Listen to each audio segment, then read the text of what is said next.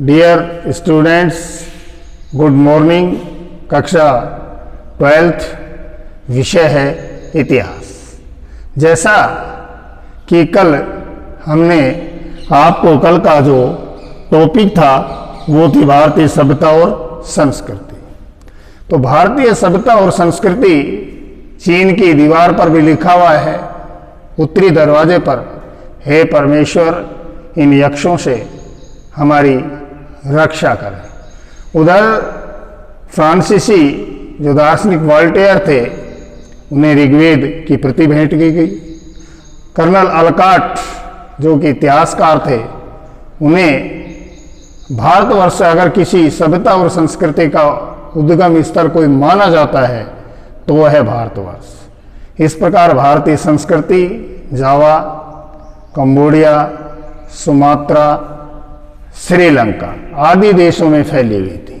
श्रीलंका का प्राचीन नाम मैंने आपको कल बताया था कि सियोल या लंका सियोल के नाम से जाना या सिंगल द्वीप के नाम से जानी जाती है। आज का टॉपिक है, ये कल का टॉपिक था, प्राचीन भारत में नाविक शक्ति। प्राचीन भारत में नाविक शक्ति।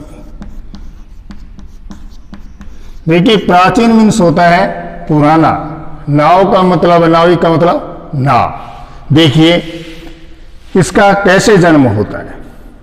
संस्कृत में एक नव शब्द जो कि जलयान के लिए प्रयोग किया गया है, जो नव शब्द है जलयान यानी पानी में चलने वाले वाहन, उनके लिए इसका प्रयोग किया गया है। इस विद्या को नवगति के नाम से भी जाना जाता है। बाद में उर्दू का शब्द नाव, नव शब्द का एक अंग्रेजी पर्यायवाची बना और उस शब्द जिसका ना प्रयोग नेविगेशन, नेविगेशन यानी इस नवगति शब्द का एक रूपांतर है। आज से 5-6 हजार वर्ष पूर्व यहाँ बहुत से बंदरगाह थे। अरब सागर जो आज अरब सागर के नाम से जाना जाता है, इसका प्राचीन पुराना नाम रत्नाकर था। अरब सागर का प्राचीन नाम क्या था बेटा? रत्नाकर। ये अरब सागर का प्राचीन नाम था रत्नाकर। बंगाल की खाड़ी का नाम महोदधी।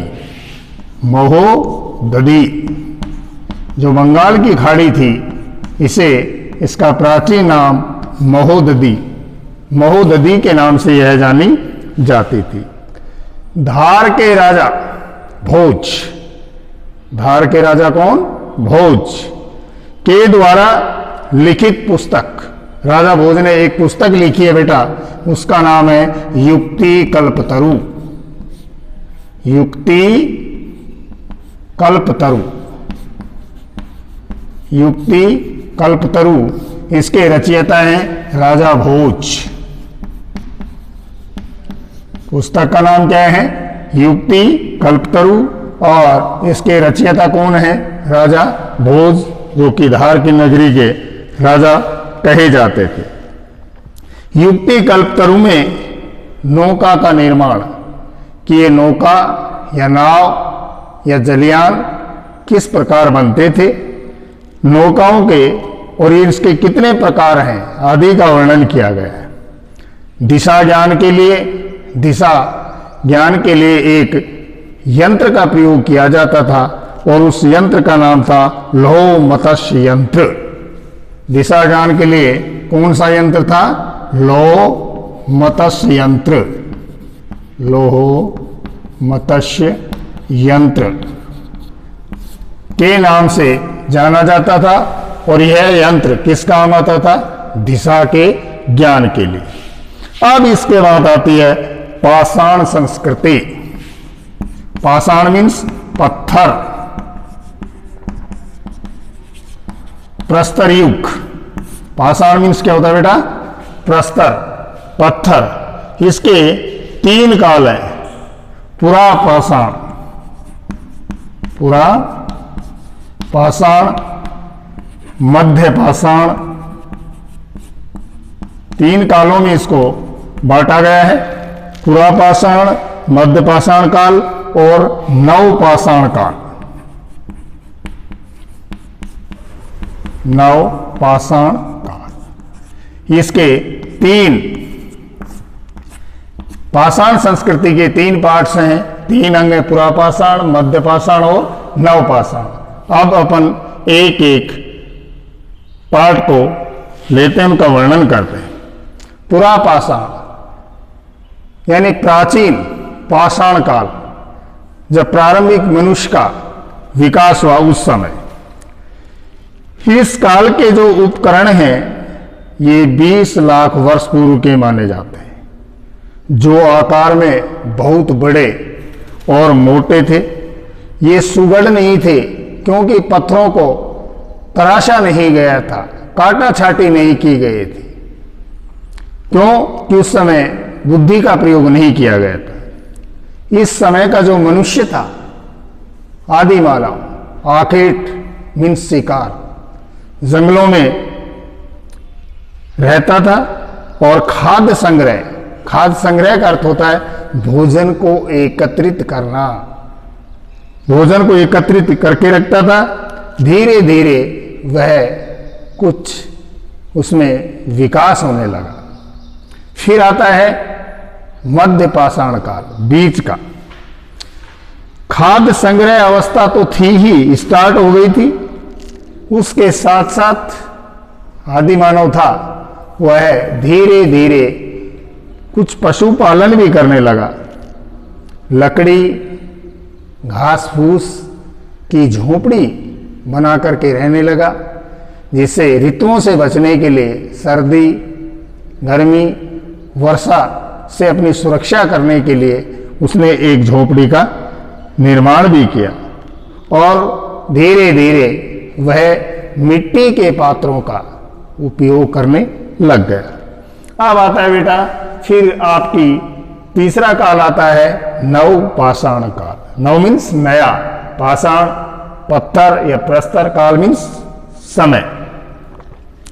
इस काल में मनुष्य पशुपालन, कृषि कार्य की ओर अग्रसर हुआ।